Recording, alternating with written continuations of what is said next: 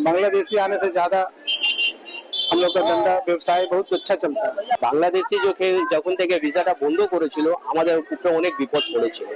একদম 1 টাকার ব্যবসা হয়নি, কারো ব্যবসা হয়নি।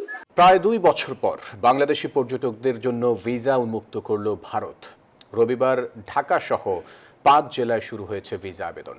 5 আগস্ট পরবর্তী বাংলাদেশ ভারত সম্পর্কে যে বৈরী ভাব, এর মাধ্যমে তা দূর করার নতুন বার্তা দিল দেশটি।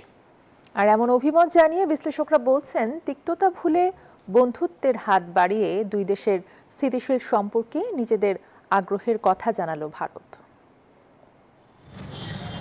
24-এর পট পরিবর্তনের পর নিরাপত্তার কারণ দেখিয়ে বাংলাদেশি পর্যটকদের জন্য ভ্রমণ ভিসা বন্ধ করে দিয়েছিল ভারত। কেবল সীমিত আকারে মেডিকেল ভিসা ইস্যু করত দেশটি।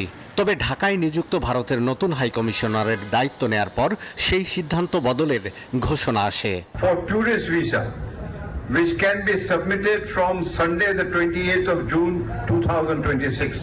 বাংলাদেশি পর্যটকেরা আসবেন শুনে কলকাতার নিউ মার্কেট, বড়বাজার কিংবা মার্কুইজ স্ট্রিট এলাকায় দেখা যায় উৎসবের আমেজ।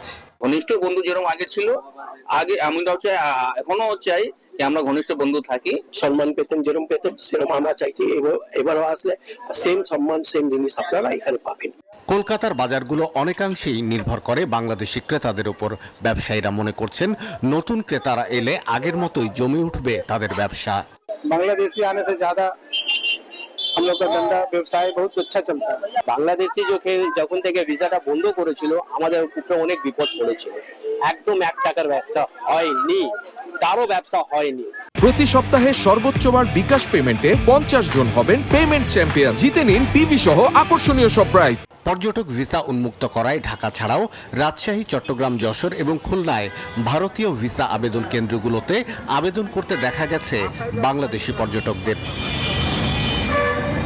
সাবেক এই কূটনীতিক মনে করেন, প্রতিবেশী দেশটির সঙ্গে পিপল টু পিপল সম্পর্ক জোরদারের আরও সুযোগ রয়েছে।